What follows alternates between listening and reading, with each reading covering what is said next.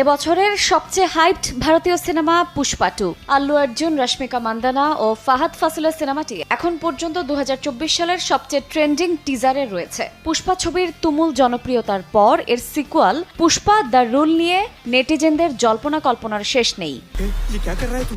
गोलियों से घायल पुष्पा हुआ तिरुपति जेल से फरार। इसी कोशिश में पुलिस মুক্তির আগেই 1200 কোটি রুপি আয় করে রেকর্ড গড়েছে পুষ্পা 2। তবে পুষ্পা 2 এর সত্য কেনাবেচা নিয়ে বিস্তারিত তথ্য জানাননি নির্মাতারা। যদিও কেমন অঙ্কে বিক্রি হচ্ছে তা নিয়ে প্রতিদিন খবর প্রকাশিত হচ্ছে। জানা গেছে পুষ্পা 2 এমন বাজেটে তৈরি হয়েছে যা রাজমৌলির RRR এর চেয়ে কিছুটা কম। আপাতত ধারণা করা হচ্ছে আল্লু অর্জুন ও সিনেমার পুরো দল প্রায় 500 কোটি রুপি ব্যয় করেছে। ছবিতে একটি গানের সিকোয়েন্স রয়েছে যার খরচ প্রায় 60 কোটি রুপি।